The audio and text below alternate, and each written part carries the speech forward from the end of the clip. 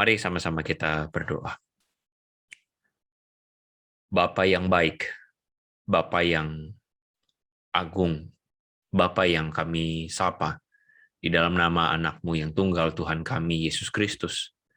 Kami rindu Tuhan supaya malam hari ini menjadi waktu di mana kami berjumpa secara pribadi dengan Tuhan. Kami berjumpa di dalam pemberitaan firman-Mu. Kami berjumpa di dalam sharing, dan kami berjumpa Tuhan, menemukan Tuhan di dalam apa yang menjadi pesan Tuhan buat kami. Segala yang kami alami hari ini, Tuhan, kami rindu biar kami menemukan pesan Tuhan buat kami. Terima kasih Bapa, kami berdoa dalam nama Yesus. Amin. Saya akan membawa sebuah perenungan tentang tema menemukan Tuhan di dalam penderitaan. Ya, kebetulan tadi waktu memulai, saya mendengar sedikit ada pembicaraan tentang beberapa rekan yang mengalami pergumulan ya, atau mengalami masalah. Ya, salah satu rekan dari Ibu Mei juga ya, teman dari Ibu Mei yang mengalami musibah begitu ya di Cipondoh tadi ya. Saya kira berbicara tentang penderitaan atau berbicara tentang pergumulan, penderitaan ini tidak ada habis-habisnya dalam hidup. Saya yakin sekali bahwa banyak dari saudara mungkin berjumpa dengan pergumulan-pergumulan yang berat dalam hidup. Bahkan mungkin kita sendiri sekarang sedang bergumul ya. Kita sendiri sekarang sedang ada dalam penderitaan. Saya ingin mengajak kita untuk melihat Ayub pasal 42 ayat 2 sampai dengan ayat 6. Ini adalah perkataan Ayub ya, perkataan Ayub di bagian pasal yang terakhir dari buku Ayub atau kitab Ayub.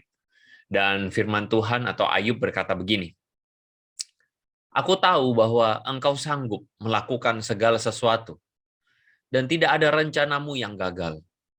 Firman-Mu, siapakah dia yang menyelubungi keputusan tanpa pengetahuan? Itulah sebabnya tanpa pengertian aku bercerita tentang hal-hal yang sangat ajaib dan yang tidak ku ketahui. Firman-Mu, dengarlah, maka akulah yang akan berfirman. Aku akan menanyai engkau, supaya engkau memberitahu aku. Jadi hanya dari kata orang saja, Ayub berkata, aku mendengar tentang engkau, tapi sekarang mataku memandang engkau. Oleh sebab itu aku mencabut perkataanku dan dengan menyesal aku duduk dalam debu dan abu." Nah, saudara-saudara, saya ingat sekali kalau saya di Ambon, saya tuh besar di Ambon ya. Kalau saya di Ambon, saya itu suka sekali ketika masuk bulan Desember. Sebenarnya masuk bulan Oktober udah senang. Kenapa? Karena waktu bulan Oktober itu jalan-jalanan itu sudah dipenuhi dengan lagu-lagu Natal. Ya. Bahkan setiap gang itu sudah ada gapuranya. Gapuranya itu dihias dengan Sinterklas, dengan macam-macam, saudara-saudara. Dengan lukisan Yesus, ada diorama bayi Yesus di kandang begitu ya. Pokoknya sangat ramai. Jadi udah bunyi ber ya. September, Oktober, November gitu, Desember. Kita udah ada di ber yang ketiga. Begitu ya. Dan sedikit lagi kita udah tutup tahun kita dengan Desember. Begitu. Nah, saudara-saudara, pergantian tahun udah di depan mata. Betul ya? Pergantian tahun sudah di depan mata. Dan sebentar lagi kita masuk tahun 2022. Tidak ada salahnya buat saya berpikir bahwa kita mari mencoba merefleksikan tahun ini. Tahun 2021 ini. Karena kan kita sebentar lagi udah masuk tahun 2022. Biasanya kalau refleksinya kalau terlalu sedikit, kita kehilangan sesuatu. Karena itu saya ajak kita sedikit berefleksi. Saya ingin mengajak kita untuk bertanya, dari skala 1 sampai skala 10, 1 itu buruk, 10 itu baik, berapakah nilai hidup Anda di tahun 2021? Berapakah nilai, kalau saudara kasih nilai buat hidup saudara-saudara secara pribadi, dari 1 itu paling buruk, 10 paling baik, berapa nilai saudara? Loh, Bang Andre, ini nilai apa nih? Ya apapun lah, silakan kasih nilai aja. Begitu. Nggak usah dijawab, tapi simpan aja dalam hati, nilainya itu berapa. Dari 1 sampai 10, Saudara mau memberikan nilai berapa buat hidup saudara? Oke, baik. Nah, pertanyaan kedua adalah, hal atau kejadian apa yang membuat saudara memberi nilai itu? Hal atau kejadian apa yang membuat saudara memberikan nilai itu? Saya menebak, mungkin sebagian dari saudara mempunyai nilai, wah, hidup saya di 2021, 8. Wah, 8 lumayan bagus ya saya kira ya. Kejadian apa yang membuat saudara memberikan nilai 8 buat hidup saudara? Wah, puji Tuhan, karena di tahun ini usaha saya itu mendapatkan sebuah kemajuan begitu ya. Saya bisa buka cabang, dapat modal, akhirnya usaha saya maju. Oh, puji Tuhan. Gitu ya. Kalau begitu puji Tuhan. Atau saudara mungkin ada yang memberikan nilai, wah nilai saya 3 begitu. Kenapa 3? Waduh, di tahun ini saya didiagnosa oleh dokter kena diabetes mellitus begitu. Akhirnya saya tidak boleh lagi minum Coca-Cola. Nah, gitu ya. Saya tidak boleh lagi makan makanan kesukaan saya. Akhirnya harus cuci darah dan sebagainya. Mungkin ya, mungkin. Saudara-saudara, masing-masing kita memberi nilai buat hidup kita. Saya menduga sebagian mungkin nilainya lumayan bagus. Tapi sebagian lagi nilainya mungkin buruk, tidak terlalu bagus. Nah, berbicara tentang keburukan atau tidak terlalu bagus, saya melihat bahwa banyak dari antara kita memberikan nilai buruk karena pergumulan atau permasalahan yang kita hadapi. Semua seputar-putarnya ke situ. Kalau saudara merasa bahwa saudara mengalami permasalahan, saya mau kasih tahu tentang seorang tokoh yang saya rasa saudara juga pernah mendengar mungkin, namanya adalah Ayub. Ayub ini, kalau saudara baca kitab Ayub, saudara akan menemukan Ayub ini mengedepankan sebuah permasalahan tentang seorang bernama Ayub yang mengalami penderitaan yang menurut saya tidak ada satu orang pun yang mengalami penderitaan semenderita Ayub. Tidak ada seorang pun manusia biasa yang mengalami penderitaan seperti Ayub. Kisah Ayub ini kalau saudara baca, saudara akan menemukan bahwa Ayub ini dimulai dengan sebuah deskripsi tentang Ayub itu adalah orang yang saleh dan jujur. Orang yang sadik, begitu dalam bahasa Ibrani. Orang yang sadik, orang yang takut akan Tuhan dan menjauhi kejahatan. Itu catatan tentang Ayub. Tetapi Ayub yang sama adalah Ayub yang kemudian di ayat ke-20 yang mengoyak jubahnya, mencukur kepalanya, lalu sujudlah dia. Saudara-saudara, mengoyak jubah itu tanda perkabungan buat orang Yahudi. Mengoyak jubah itu, mengoyak baju itu tanda perkabungan. Meratap, mencukur kepala itu tanda meratap. Kalau zaman sekarang itu kalau kita lihat cukur begini gitu ya gampang ya, botakin gitu ya gampang. Tapi zaman bagi orang Yahudi, kehilangan rambut itu, botak itu adalah kehilangan kehormatan. Ya. Saudara jangan tanya saya, loh bagaimana apakah orang Yahudi ada yang kepalanya botak atau kalor enggak? Wah, saya nggak tahu deh ya. Kalau kepalanya kurang rambut saya kurang tahu deh ya. Tetapi poinnya adalah Ayub ini, Ayub yang sama yang takut akan Tuhan adalah Ayub yang kemudian mengalami penderitaan luar biasa. Perkataan dia nih terkenal ya, Tuhan yang memberi, Tuhan yang mengambil, begitu ya. Kalau kita baca baik-baik, Ayub itu digambarkan meskipun saleh dan jujur, dia punya 7 orang anak laki-laki dan 3 perempuan. Ya, dikatakan 7 orang anak laki-laki dan 3 orang perempuan. Dia punya 7.000 kambing domba, 3.000 onta, 500 pasang lembu, 500 keledai betina. Budaknya banyak. Ini menunjukkan bahwa Ayub ini orang yang sangat kaya sekali. Sangat kaya sekali. Saudara, waktu itu Ayub itu mungkin kalau dibandingkan dengan hari ini ya, mungkin Ayub itu mungkin bosnya Lipo Group mungkin ya.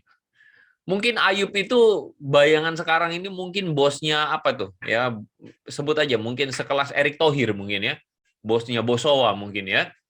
Kalau Ayub itu zaman sekarang itu mungkin ini konglomerat begitu.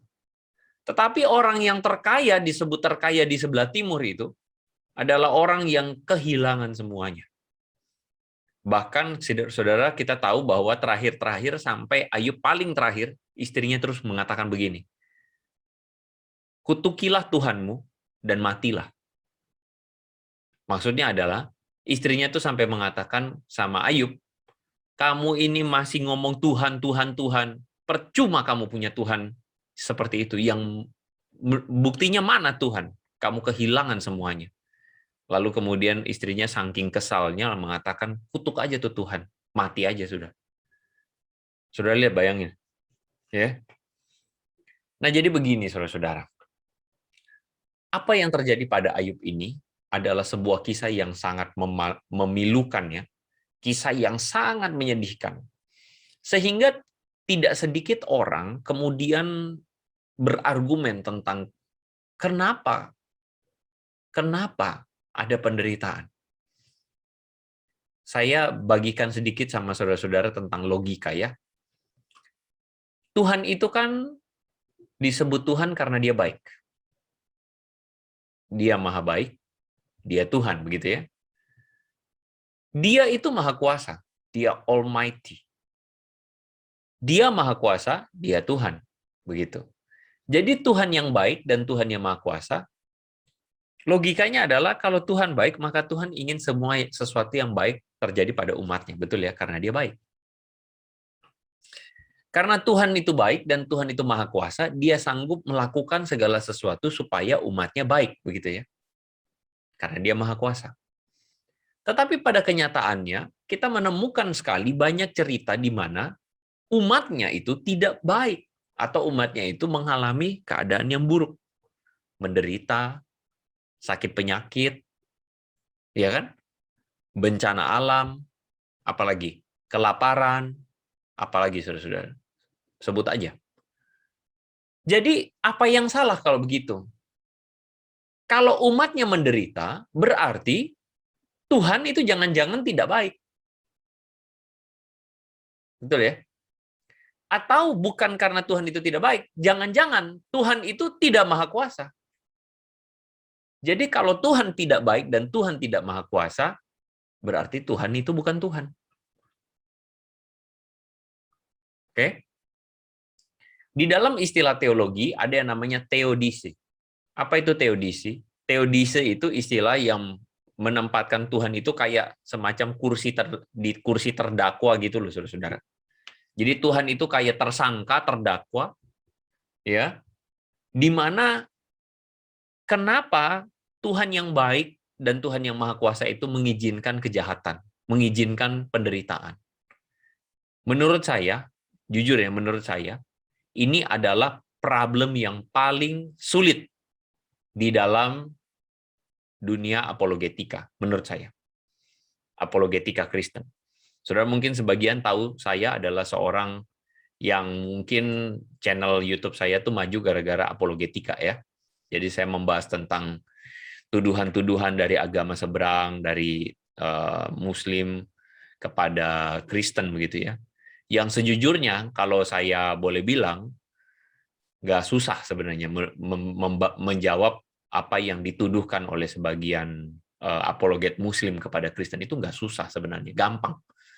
Yang paling susah menurut saya itu ini sebenarnya. Pertanyaan tentang kalau Tuhan itu maha kuasa, Tuhan itu bisa menghentikan penderitaan, menghentikan iblis, begitu ya. Lalu kenapa ada iblis? Kenapa ada kejahatan? Kenapa ada penderitaan? Kalau Tuhan itu maha tahu, Tuhan itu pasti tahu gimana caranya stopin, ya enggak? Kalau Tuhan itu sangat perfect secara moral, maka Tuhan itu mau menghentikan kejahatan atau penderitaan. Tetapi kenyataannya adalah penderitaan itu ada, kejahatan itu ada, sehingga jangan-jangan Tuhan itu tidak ada. Atau Tuhan itu cuma figur ciptaan yang tidak maha kuasa. Bohongan itu. Nah, ini menarik. Ya. Nah, malam ini saya ingin angkat isu ini. Saudara, kepalanya udah panas? Udah pusing? Saya harap enggak ya. Saya harap kita belajar sama-sama melihat penderitaan ini dari perspektif yang benar. Dari perspektif teologis dulu ya, dari kitab Ayub. Mengapa hal buruk itu terjadi dalam kehidupan anak-anak Tuhan? Mengapa hal yang buruk itu terjadi dalam kehidupan orang percaya? Di ayat 6 kita menemukan bahwa Tuhan itu ngomong sama iblis, Ayub itu dalam kuasamu, hanya sayangkan nyawanya. Nah, ini ayat kenapa bisa begini? Begitu. Kalau kita baca, sebenarnya ceritanya itu adalah waktu itu dikatakan Tuhan itu ngomong sama iblis, Iblis, lihat tuh Ayub, hambaku setia, gitu loh. Ayub ini hambaku yang setia. Iblis bilang begini, lah terang dia setia. Kenapa? Hidupnya enak. Engkau memberkati dia, begitu kan ya? Engkau memberkati dia dengan melimpah, hartanya banyak, dia punya segalanya, ya iyalah, enak aja dia, begitu. Dia nggak usah susah-susah, dia tidak usah mencuri, ya kan? Uangnya banyak, ngapain dia mencuri, begitu kan? Dia tidak usah mencari hiburan, ya dia udah bisa beli semuanya, kan begitu kata Ayub. Hidupnya udah enak, ngapain begitu kalau begitu? Lalu kemudian iblis menantang Tuhan kayak begini, coba kamu lepasin pagarmu, lepasin perlindunganmu, biarkan aku sentuh dia dengan penderitaan, biarkan aku korek hidupnya, ambil itu semua kenyamanan hidupnya. Makanya di ayat 6 ini kemudian dikatakan begini, maka firman Tuhan mengatakan, dia dalam kuasamu. Hanya, kata Tuhan, sayangkan nyawanya. Nah, dari sini kita menemukan bahwa kemudian Ayub kehilangan satu persatu. Kehilangan anak-anaknya, kehilangan hartanya, kambing dombanya dijarah, semuanya habis. Lalu di ayat 7 mengatakan, kemudian iblis pergi, lalu ditimpanya Ayub dengan barah yang busuk dari telapak kaki sampai ke batu kepala. Jadi Ayub ini mengalami penderitaan bukan karena Tuhan, tetapi Tuhan mengizinkan hal yang buruk itu terjadi dalam kehidupan Ayub. Saudara-saudara, dari cerita ini kita menemukan sebuah kebenaran yang ingin Alkitab katakan buat kita. Apa itu? Penderitaan itu adalah konsekuensi dari dosa. Penderitaan itu terjadi karena apa? Bukan Tuhan. Ingat, Yakobus mengatakan apa? Apabila seseorang dicobai, jangan dia mengatakan pencobaan ini datangnya dari Tuhan. Orang itu dicobai, kata Yakobus, karena keinginannya sendiri, dosanya sendiri. Loh Pak, Ayub itu kan tidak berdosa. Ayub itu tidak dicobai keinginan. Bukan. Maksudnya adalah bukan Tuhan yang bertanggung jawab, bukan. Tetapi keadaan di luar itulah yang terjadi pada manusia. Dan Tuhan itu mengizinkan. Di dalam Roma pasal 8 dikatakan seluruh makhluk ditaklukkan pada kesia-siaan. Kenapa? Karena dunia kita ini berdosa. Ya. Kenapa hari ini ada COVID? Bukan karena Tuhan kurang kerjaan. Begitu, bukan. Kenapa hari ini ada COVID? Ya pokoknya Tuhan izinkan aja. Tuhan yang salah nggak? Enggak. Kalau saudara tanya saya, kenapa ada COVID? Saya tidak tahu jawabannya. Yang saya tahu jawabannya adalah dari COVID ini kita belajar supaya tidak serampangan.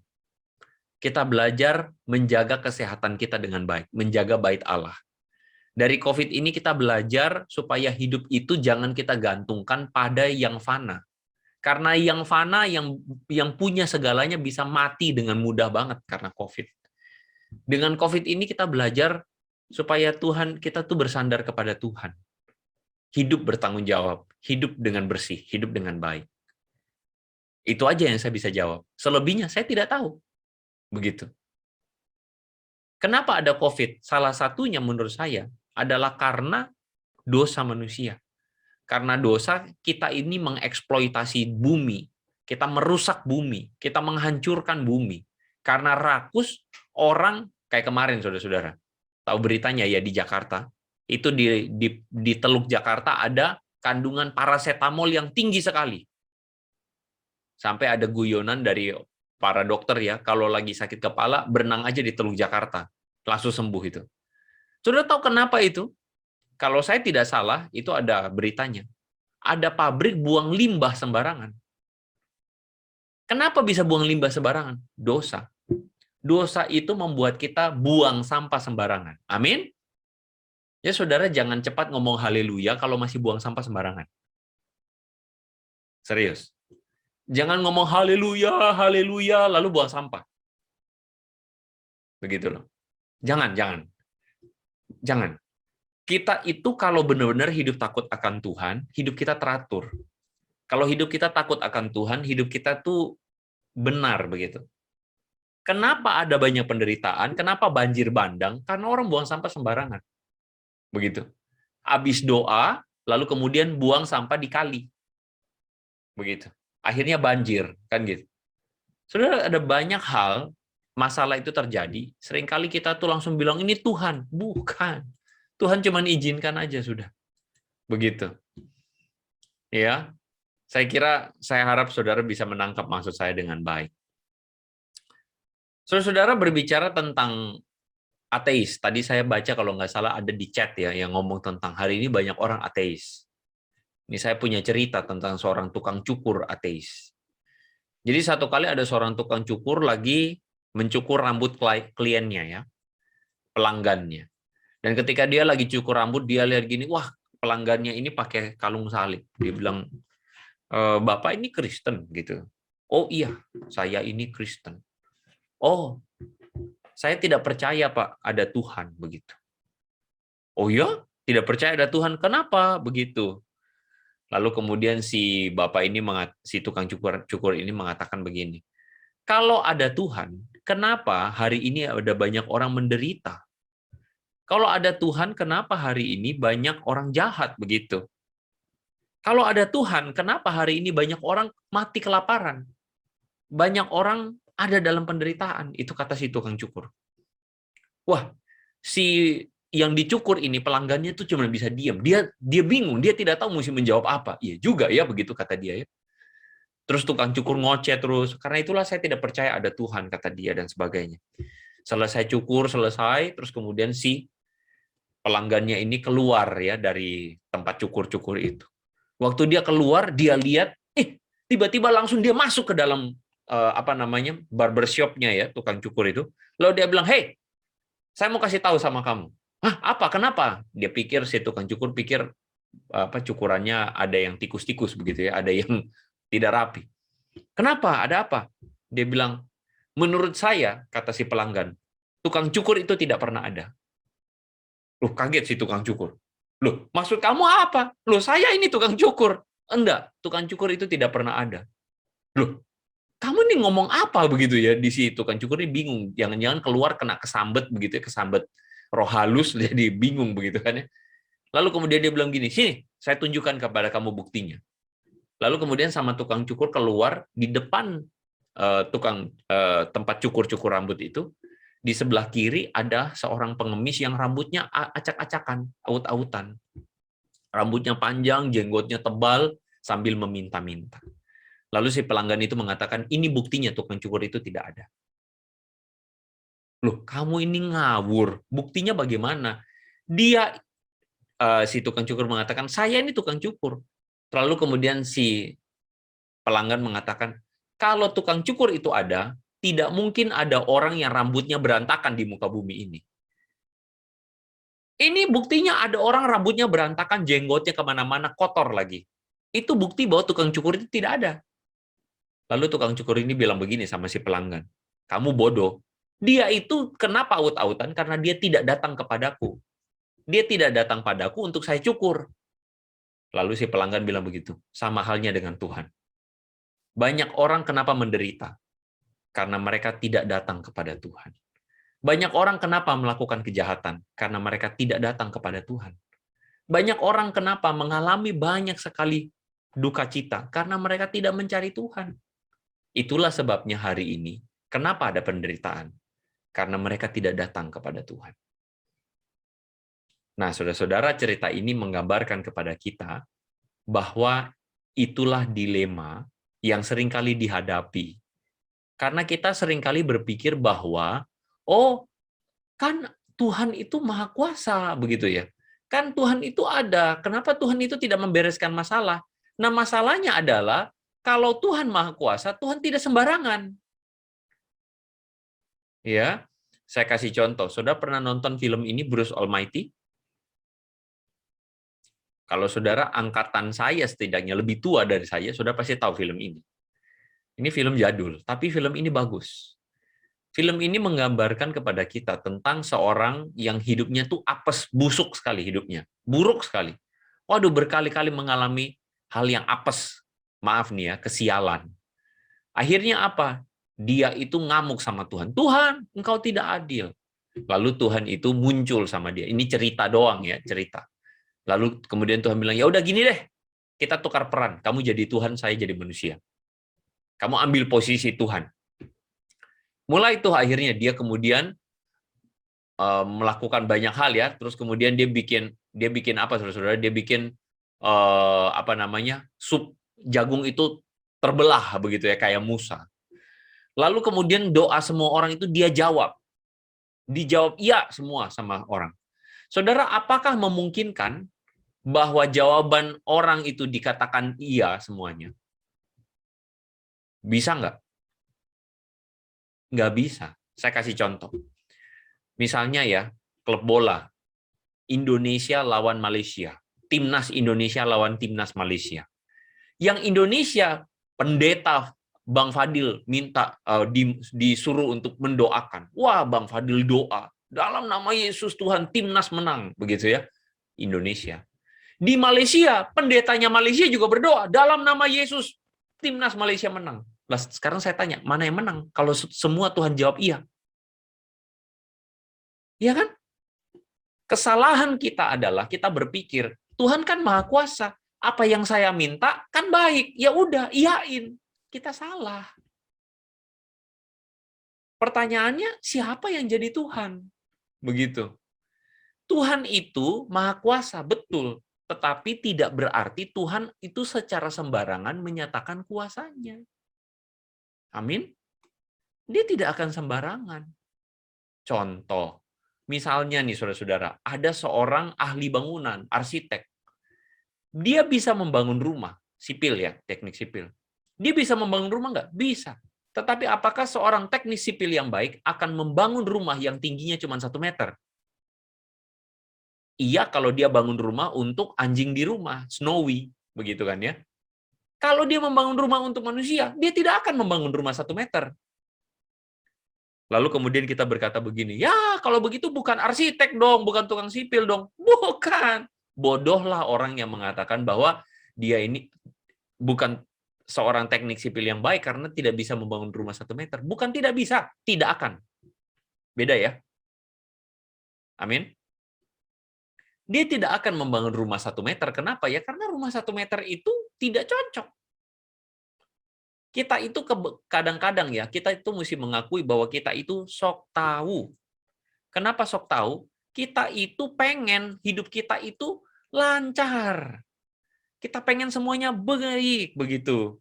Kita pengen semuanya mulus. Tetapi pada kenyataannya, rencana Tuhan itu seringkali, mohon maaf, membuat kita mendaki gunung, lewati lembah, sungai mengalir indah ke samudra, gitu kan. Kadang-kadang kita tuh harus melewati jalan-jalan yang susah. Kadang-kadang untuk goal pada sesuatu yang berharga harus lewatin jalan yang susah. Amin. Kadang-kadang gitu ya, saya juga bingung kadang-kadang ada orang tuh berdoanya begini, Tuhan kalau dia jodohku, mudahkanlah. Enggak selalu. Kadang-kadang Tuhan mesti berikan banyak hal yang menguji, melatih kita. Betul nggak? Tapi ya di waktu-waktu yang tepat Tuhan akan berikan jalan yang terbuka gitu loh. Saya percaya bahwa Tuhan itu lebih tertarik mendidik kita daripada memanjakan kita. Amin. Tuhan itu lebih tertarik untuk mendidik kita. Makanya kalau saudara mau kurus, tidak ada jalannya kurus itu instan. Ini pandemi ini bikin perut kita itu maju-maju ya. Dulu saya ingat itu kalau di seminari, di sekolah teologi itu, bercandaannya kita itu adalah kalau makin senior, lama-lama kita bawa mimbar sendiri. Saudara tahu bawa mimbar? Jadi Alkitabnya nggak usah taruh di mimbar, taruh aja di perut, udah bisa ditaruh di perut begitu, bawa mimbar begitu. Ya, saudara. Kata orang, no pain, no gain. Amin? Iya. Nah, jadi saya mau cepat saja ya. Ketika ini saya lewati aja. Nah, Ayub mengatakan begini di ayat yang keempat. Ini Tuhan yang ngomong ya. Dengarlah, maka akulah yang akan berfirman. Aku akan menanyai engkau supaya engkau memberitahu aku. Dalam terjemahan bahasa Indonesia sehari-hari, ini ayat ini susah dipahami kalau terjemahan Indonesia baru ya. Tapi terjemahan bahasa Indonesia sehari-hari ayat ini mengatakan begini. Engkau menyuruh aku mendengarkan ketika engkau bicara dan memberi jawaban bila engkau bertanya. Jadi Tuhan itu seperti menantang Ayub. Dengarkan saya ketika saya bicara. Kalau saya minta kamu jawab, baru kamu jawab. Begitu. Jadi maksudnya gini, kadang-kadang kita itu tidak bisa mendengarkan Tuhan. Di dalam pergumulan-pergumulan hidup, kita harus belajar mendengarkan Tuhan dalam penderitaan. Seringkali, jujur, kita itu sulit mendengarkan suara Tuhan ketika pergumulan. Betul nggak? Sebagai contoh, pasti ada di antara saudara yang mendengarkan perenungan firman Tuhan ini dari ruangan ber-AC atau pakai kipas angin. Saudara dengar suara AC tidak? Dengar tidak? Dengar. Tapi dari tadi, saudara sadar tidak bahwa saudara dengar suara AC? Mungkin sebagian besar kita tidak sadar. Saudara dengar suara kipas angin? Dengar. Waktu saya bilang dengar suara kipas angin, baru saudara sadar, iya saya dengar suara kipas angin. Padahal dari tadi kipas angin itu bunyi. Betul ya? Kenapa saudara tidak sadar saudara mendengarkannya? Karena saudara menaruh fokus pada yang lain. Sadarkah saudara bahwa dalam persoalan penderitaan, Tuhan itu sedang bicara sama kita? Tapi kadangkala kita itu tidak bisa mendengar suara Tuhan. Karena kita berfokus pada masalah kita, supaya harus cepat selesai. Kita paksa Tuhan supaya masalah saya harus selesai. Padahal Tuhan itu sedang mengajarkan sesuatu kepada kita lewat masalah ini. Tuhan itu sedang mengajarkan kepada kita tentang arti berserah. Tapi karena kita kayak cacing kepanasan, pengen cepat selesai masalah kita tidak bisa belajar berserah. Akhirnya kita kehilangan berkat Tuhan. Amin. Tuhan tuh pengen ajarin sama kita tentang yang namanya sabar, panjang sabar. Tapi karena kita itu pengen supaya masalahnya cepat selesai, akhirnya kita tidak belajar tentang kesabaran. Kita kehilangan berkat Tuhan. Betul tidak? Menurut saudara, orang Kristen kebanyakan mendapatkan berkat Tuhan atau kehilangan berkat Tuhan? Itu pertanyaannya. Apa yang bisa membuat kita tuh sulit berdiam mendengarkan suara Tuhan? Mungkin karena kita tuh udah kayak cacing kepanasan mau cepat selesai masalah kita. Mungkin kita itu belaga so tahu, kita pengen cepat masalah selesai, kita mau selesaikan semua masalah kita.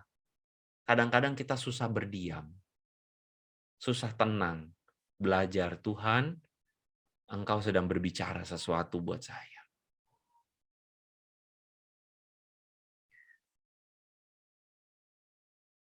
Ayub mengatakan begini, hanya dari kata orang saja aku mendengar tentang Engkau, tapi sekarang mataku memandang Engkau. Ini pelajaran berharga dari hidup Ayub. Dari semua penderitaan yang dihadapi, Ayub sampai pada kesimpulan, dari kata orang aku mendengar Engkau, tapi sekarang mataku memandang Engkau.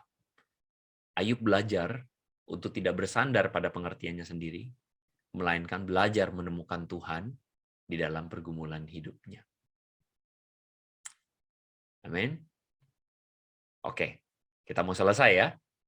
Jadi saya mau tanya lagi. Saudara tadi sudah memberikan nilai ya buat hidup saudara di tahun 2021. Pertanyaannya, ukuran saudara apa? Kalau saudara mengukur hidup saudara berdasarkan jumlah saldo di tabungan saudara, ya mungkin sebagian bagus, tapi sebagian buruk. Kenapa? Ya karena ukurnya berdasarkan jumlah uang di tabungan. Kalau saudara mengukur berdasarkan hal-hal dalam hidup saudara yang hanya menyenangkan saudara, ya saudara akan kehilangan berkat Tuhan. Kalau kita jarang mendengarkan Tuhan, maka kita tidak akan mampu mengukur berkat rohani dalam hidup saudara, dalam hidup kita. Saya percaya sebenarnya berkat Tuhan itu seperti kata firman. Selalu baru tiap pagi, baru tiap pagi, besar setiamu Tuhan, besar setiamu. Amin. Saya percaya Tuhan itu memberkati kita kok. Dengan berkat jasmani, iya. Tetapi sebenarnya berkat Tuhan yang melimpah itu adalah berkat-berkat rohaninya, saudara-saudara. Kalau kita jarang mau mendengarkan Tuhan, maka kita kehilangan berkat rohani itu. Saya jamin.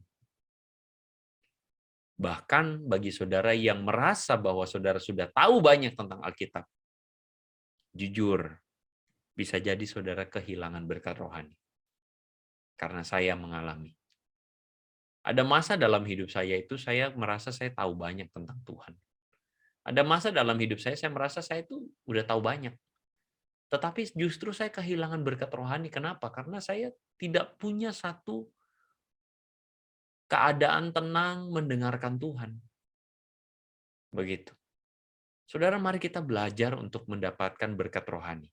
Belajar untuk mendapatkan pelajaran dari Tuhan. Dalam pergumulan-pergumulan yang saudara hadapi, mari belajar mendengarkan Tuhan. Saya yakin dari kisah Ayub pun, saudara menemukan bahwa Ayub pun akhirnya menyadari, dari kata orang aku mendengar tentang engkau, tetapi kini mataku sendiri memandang engkau. Mari kita berdoa. Bapa di sorga, kami bersyukur untuk kesempatan kami merenungkan firman Tuhan. Kami tahu bahwa ada banyak hal dalam hidup kami, Tuhan, kami bertanya-tanya. Banyak masalah, banyak pergumulan.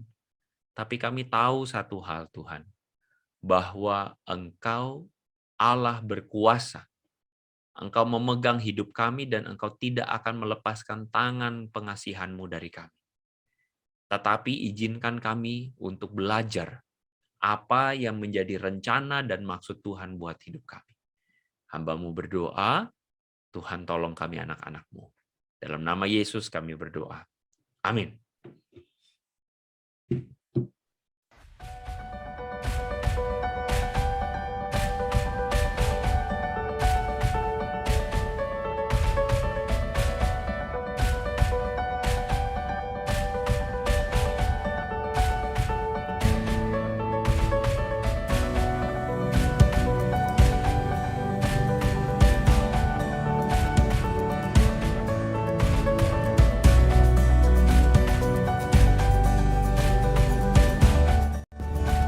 Saudara terkasih, bila mana saudara merasa diberkati oleh video-video dari channel FM TV, maka sebarkan video ini dan bagikan ke orang-orang terdekat saudara. Terima kasih, Tuhan Yesus memberkati. Salam.